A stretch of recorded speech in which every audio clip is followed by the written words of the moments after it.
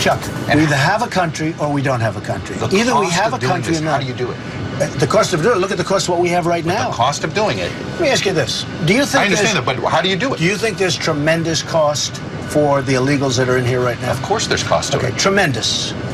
Do you think there's tremendous crime being committed by illegals? There's definitely evidence that it's happened. Donald Trump on NBC's Meet the Press yesterday, sparring with a skeptical Chuck Todd on the cost of reuniting illegal families in their countries of origin. In other words, deportation.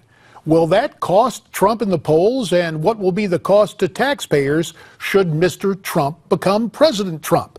For more, let's bring in our panel. First, Skyping in from Utica, New York, pollster John Zogby, senior analyst from Zogby Analytics. John, of course, the author of First Global's Understanding, Managing, and Unleashing Our Millennial Generation. And via telephone from Virginia, best-selling Reagan biographer Craig Shirley. Craig's latest book is entitled Last Act: The Final Years and Emerging Legacy of Ronald Reagan.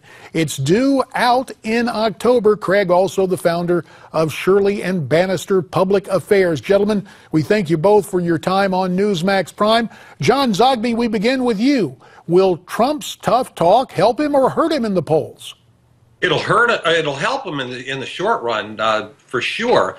I think it's going to put a burden on some of the more conservative candidates in the race to spell out their plan. But what Trump has on his side right now is intensity, very high intensity candidacy. There are people who are passionately involved on his behalf, and by spelling out some details that could only help him right now with that core group. And we see the plan that Trump has put out, about 6 pages when you download it. I'm wondering, from your viewpoint, Craig Shirley, a lot of the critics have said that Trump has not issued specifics, but he was very specific on this. Will that silence the critics or give them more of a target as they try to pick apart this detailed plan? Yeah, I don't think, J.D., it'll silence the critics. He has his critics. They're going to be there, and they're probably just picking up in intensity. It's interesting that he's getting actually more criticism from the Republican establishment than he is from the Democratic establishment.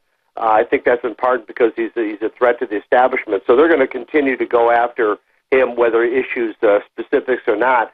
But it is interesting is that he has primarily been talking about issues ever since he got into the race.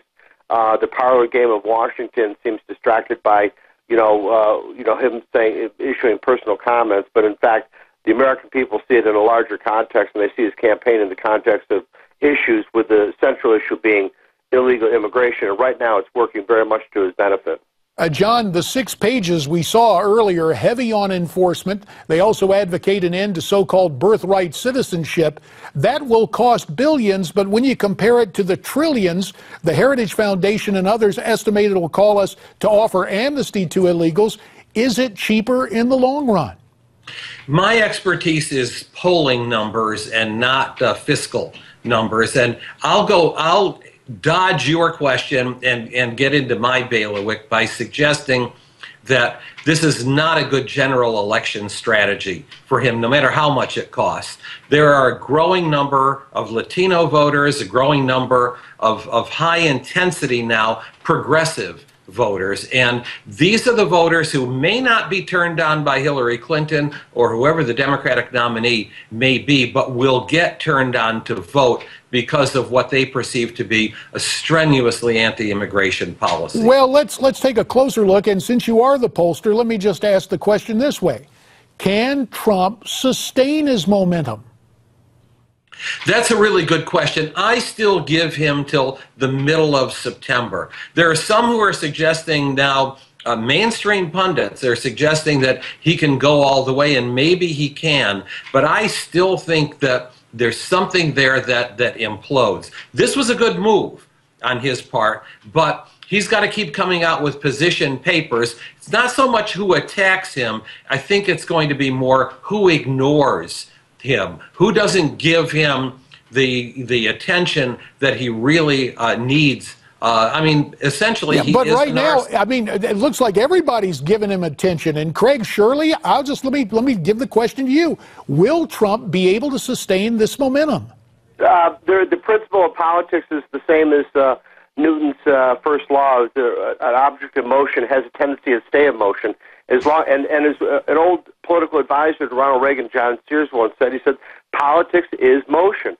He is in motion right now. Trump is in motion. I don't think anything can stop him right now other than him stopping himself, and he doesn't want to stop himself.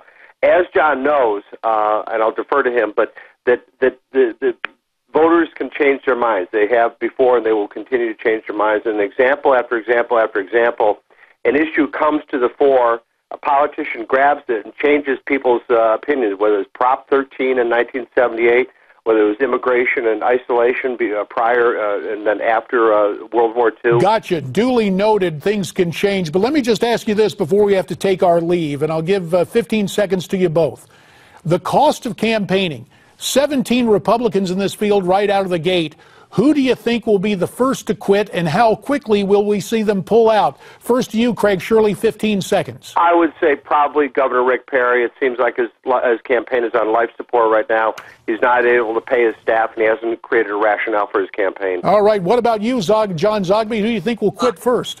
Totally agree with Craig. It'll be Rick Perry, negative momentum, Chris Christie right after that. All right, we will see what happens there. John Zogby in Utica, New York, Craig Shirley in Northern Virginia. Gentlemen, as always, our thanks. Well, we talk about poll numbers. Donald Trump still at the top, but who do you like? Who's your favorite for the Republican nomination? Go to newsmaxpolls.com to vote for your favorite. Again, that's newsmaxpolls.com. We'll be back with more right after this.